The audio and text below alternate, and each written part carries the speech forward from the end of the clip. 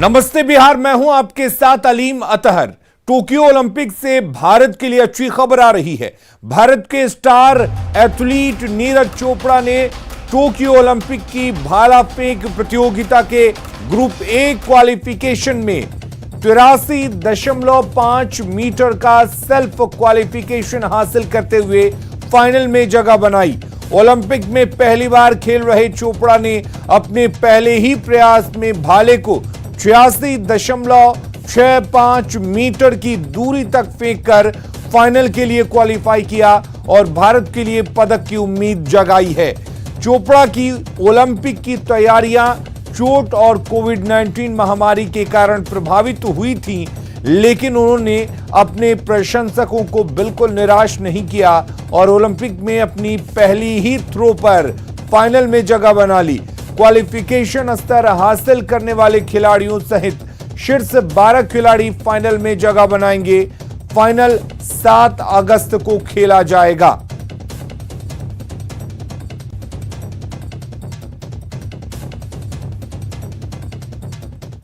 और वहीं Tokyo Olympic में आज बेटियों पर देश की नजरें टिकी हुई हैं।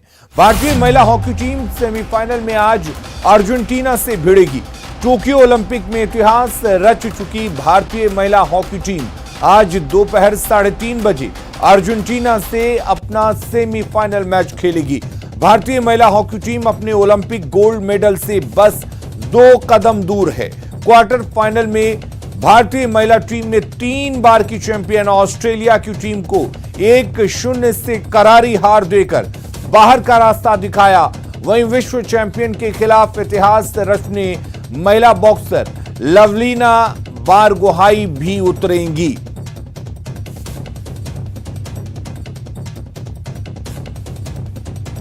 अगली खबर का रुख करते हैं। गया में धर्मांतरण की शिकायत पर पुलिस जांच के लिए पहुंची और हंगामे को शांत कराया।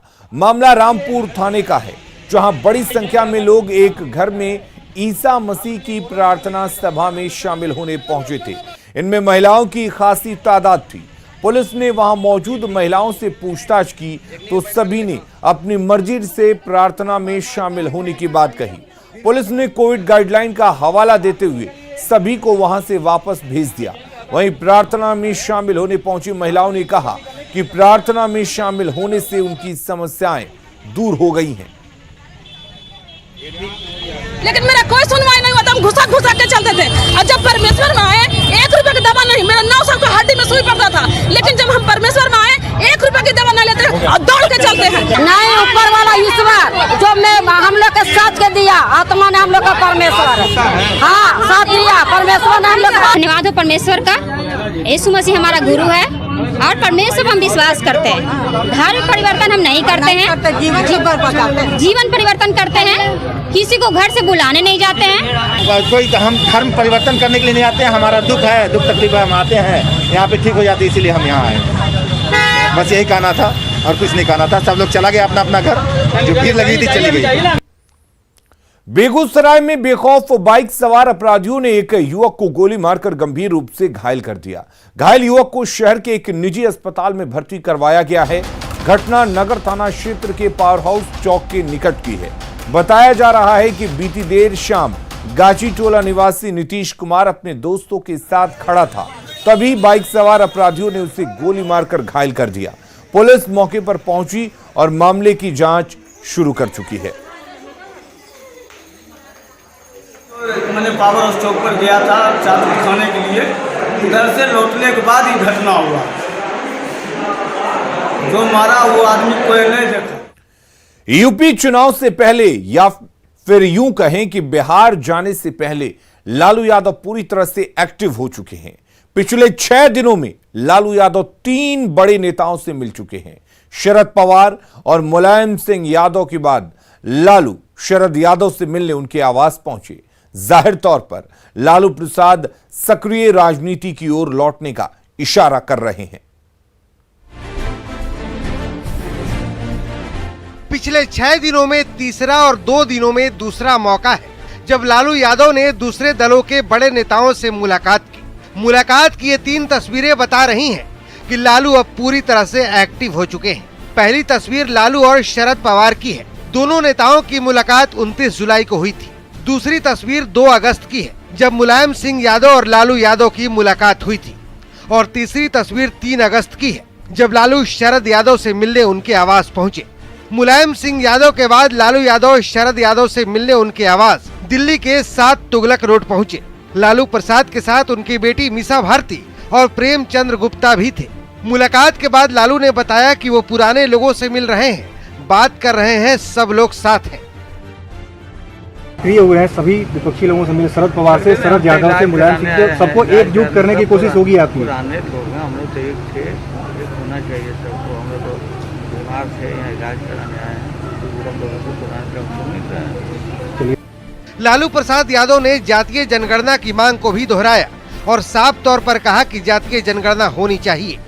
जनगणना का रिकॉर्ड है, अभी आंदोलन हम लोग और करने के बिहार में किया था, और जातीय जनगणना होकर रहेगा और कमिटमेंट है पार्लियामेंट सारा रिकॉर्ड निकाल के देखिए। अरुण जेटली जी ने जो बिहार में आंदोलन किया इसको लेकर के उन्होंने प्रकाशित किया था, फलाना राज्य में हो गया है, बिहार में नहीं किया, तो नीतीश कुमार से नहीं किया कुछ। जाहिर है नीतीश कुमार भी जातिगत जनगणना के पक्ष में है। ऐसे में जब लालू से पूछा गया कि क्या उनके दिल में नीतीश के लिए जगह है, तो लालू ने क्या कहा, आप खुद सुन लीजिए। सर, क्या लालू यादव के दिल में अभी जगह है नीतीश कुमार के लिए सर, या दरवाजे? जगह क्या होता है? जगह तो बनाता है, लोग बिगड़ते रहता है, साथ पर है, ठीक से साथ रहने की कोई संभावना है? जाहिर तौर पर लालू प्रसाद सक्रिय राजनीति की ओर लौटने का इशारा कर रहे हैं। आने वाले चुनाव से पहले सबको एकजुट करने की जुगत में है। दिल्ली से न्यूज़ 18 के लिए अमितेश कुमार की रिपोर्ट। जातीय जनगणना का मुद्दा अब तूल पकड़ने लगा है। बिहार की सियासत के 2 ध्रुव यानी लालू और नीतीश एक मुद्दे पर एक हैं। मतलब लालू और नीतीश दोनों देश में जातीय जनगणना चाहते हैं। पहले नीतीश ने जातीय जनगणना को जरूरी बताया और अब लालू ने भी ये मांग की है। जातिगत जनगणना की बात की गई और 2019 में पास हुआ सर्वसम्मति से, और विधानसभा में 2020 में भी हुआ। उस दिन 19 में तो विधानसभा विधान परिषद दोनों जगह हुआ। ये सब वहाँ भेजा गया और इसके बारे में हम लोग बातचीत करते रहे, ऐसा नहीं है। लेकिन इसके बारे में जो विपक्ष की तरफ से एक सुझाव आया कि सब लोगों को मिल करके माननीय प्रधानमंत्री जी से मिलना चाहिए और ये कहना चाहिए, तो हमसे मिले। हमने कहा कि नहीं, ठीक है, ये सभी के हित में और जनगणना हो जाएगी। पहले हुआ करता था, अंग्रेजों का राज था तभी हुआ करता था, बाद में नहीं हुआ है। तो अगर एक बार भी कम से कम हो जाएगा तो अच्छी बात है ना, एक एक चीज की जानकारी मिलेगी। जातीय जनगणना होकर रहेगा और कमिटमेंट है पार्लियामेंट का सारा रिकॉर्ड निकाल के देखिए। अरुण जेटली जी ने जो बिहार में आंदोलन किया इसको लेकर के, तो उन्होंने प्रकाशित किया था, फलाना राज्य में हो गया है, बिहार में नहीं किया, तो नीतीश कुमार से नहीं किया कुछ। वहीं जेडीयू का कहना है कि जातीय जनगणना से सवर्णों को भी फायदा होगा और संख्या के हिसाब से उन्हें उनका हक मिलेगा।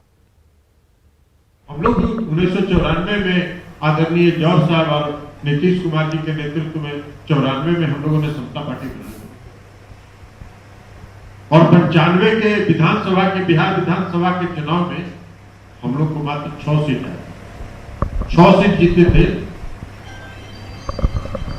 300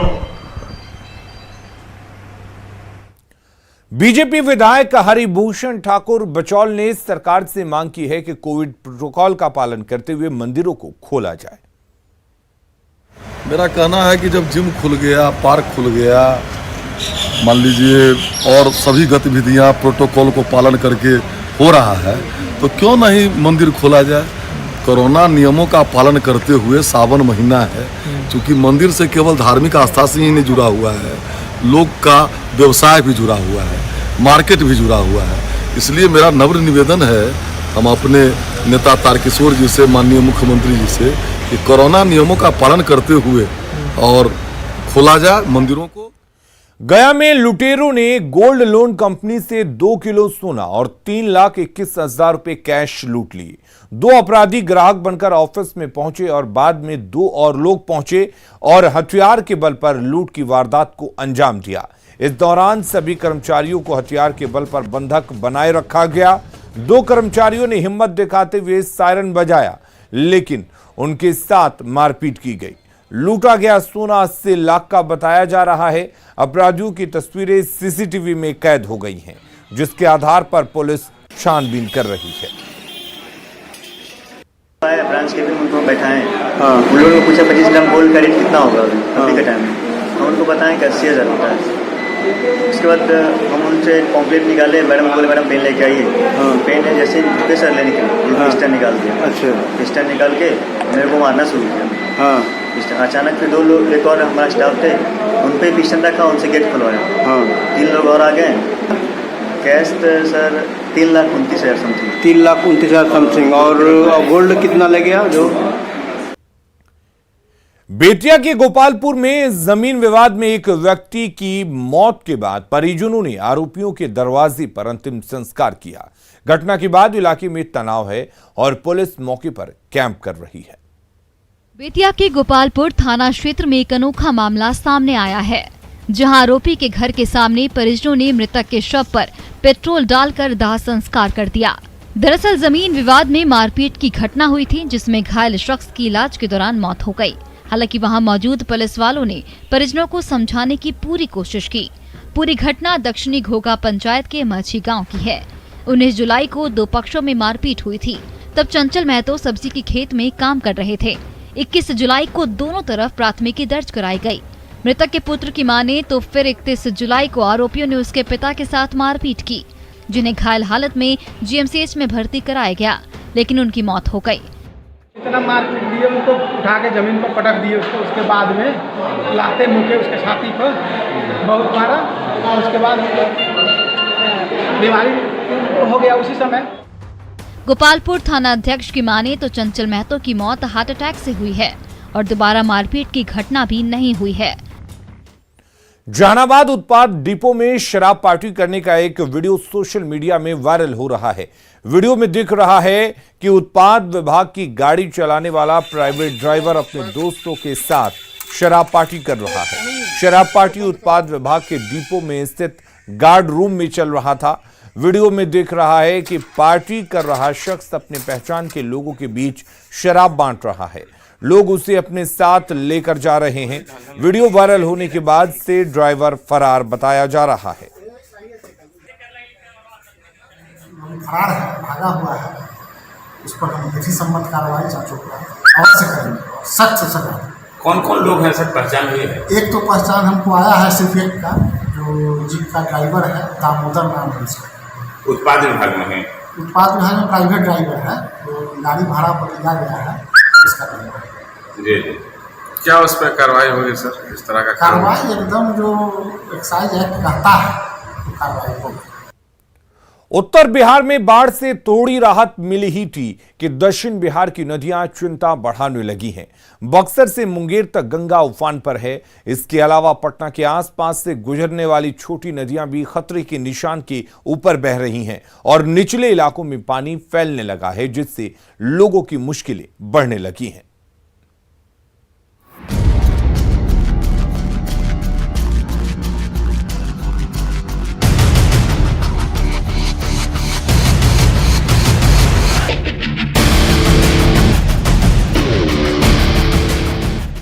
बारिश, बाढ़ और बिहार का कनेक्शन कोई 1-2 साल पुराना नहीं है।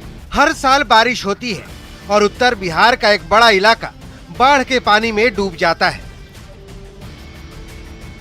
स्थिति इतनी भयावह हो जाती है कि एक बड़े आबादी को घर बार छोड़कर सड़क किनारे शरण लेने पर मजबूर होना पड़ता है। लेकिन इस साल उत्तर बिहार के बाद दक्षिण बिहार भी पानी के चक्रव्यूह में फंसता दिख रहा है। गंगा समेत पटना के आसपास गुजरने वाली 4 नदियां खतरे के निशान से ऊपर बह रही हैं। बरसाती नदियों में अचानक से पानी बढ़ जाने के कारण पूरा पटना जो है वो चारों तरफ से पानी से घिर गया है। आपको बता दें कि एक तरफ अगर देखें कि मसौढ़ी धनरुआ का जो इलाका है वो दरधा नदी में पानी बढ़ने के कारण घिर गया है, तो दूसरे तरफ पुनपुन जो है वो उफान पर है। वहीं अगर कहें कि छोटी नदियां जो है करवारू और महताइन जैसी नदियों में पानी आने के कारण फतुआ और दनियावा जैसे प्रखंड जो हैं वो पूरी तरह से चारों तरफ से घिर चुके हैं। तो एक ढंग से कहें कि पटना के चारों तरफ जो है वो बरसाती नदियों के कारण घिरा हुआ है। गंगा, पुनपुन, दरघा और कररुआ नदियों का जलस्तर सोमवार को खतरे के निशान से ऊपर है, जबकि सोन नदी का जलस्तर भी काफी तेजी के साथ बढ़ रहा है। हालात का अंदाजा इसी बात से लगा सकते हैं कि पटना के गांधी घाट पर खतरे का निशान 48.60 मीटर है, जबकि गंगा खतरे के निशान से करीब 9 सेंटीमीटर ऊपर बह रही है। वहीं बरहवा घाट पूरी तरह से उफनती गंगा में डूब चुका है। दिखाना चाहेंगे, ये बरहवा घाट है और यहाँ देखिए ये पूरा घाट जो है वो डूब चुका है। जो लोग गंगा में स्नान करने आते थे वो यहाँ पे नज़र अब नहीं आ रहे हैं, चूँकि जिला प्रशासन लगातार जो है अपील कर रहा है लोगों से कि आप जो है गंगा में स्नान करना फ़िलहाल कुछ दिनों के लिए बंद कर दीजिए। पूजा अर्चना जो है वो घाट किनारे ही कर लिया कीजिए, चूँकि गंगा खतरे के निशान से ऊपर बढ़ रही है। नदियों के जलस्तर में अचानक से वृद्धि होने की वजह से पटना के कई इलाकों में बाढ़ का पानी फैल चुका है, जिसकी वजह से कई गांव जलमग्न हैं। नदियां उफान पर है और यह तस्वीर पटना से सटे धनरुआ इलाके का है, जहां दरधा नदी का बांध टूटने के बाद कई गांव जलमग्न हो गया है। तस्वीरों में भी आप साफ तौर पर देख सकते हैं और आपकी नजरें जहां तक जाएंगी चारों तरफ पानी ही पानी दिखाई देगा। जो गांव के अंदर फंसे हैं वो बाहर नहीं निकल सकते क्योंकि सड़क पर पानी आ गया है, और जो बाहर हैं उनको अंदर जाने में काफी परेशानियों का सामना करना पड़ रहा है। पटना के आसपास बहने वाली गंगा समेत तमाम नदियों के बढ़ते जलस्तर को लेकर सरकार भी गंभीर है। हालात की गंभीरता का अंदाजा इसी बात से लगा सकते हैं कि मंगलवार को खुद मुख्यमंत्री नीतीश कुमार हालात का जायजा लेने निकले। Bureau report, news 18 network.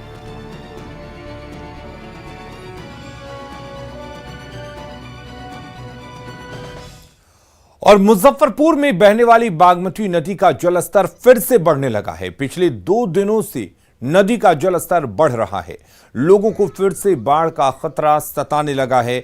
लोगों का कहना है कि नदी का पानी घट गया था और बाढ़ का डर कम हो गया था, लेकिन जिस तरह से पानी फिर से बढ़ रहा है उन्हें बाढ़ का डर एक बार फिर से सताने लगा है।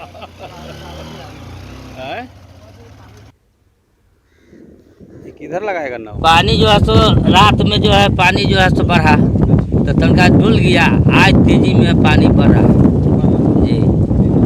हाँ तो ज़्यादा ना होगा, इसका कोई ठीक है, इसका कोई ठीक नहीं है। बच्चा चल रहा है, अगर पानी आएगा तो तगड़ा जाएगा। बाढ़ बढ़ रहा है, कल से बढ़ रहा है। उम्मीद है कि दहर आ जाएगा तगड़ा।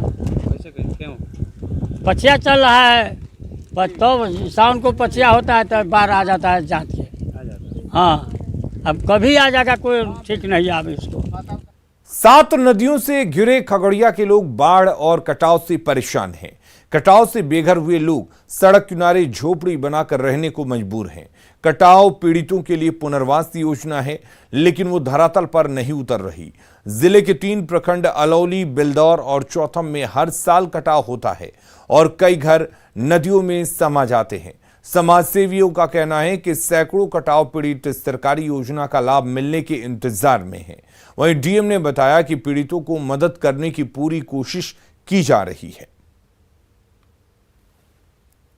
पुनर्वास की बात है कि यहाँ पहले तो कटाव जो है यहाँ का नियति बन चुका है।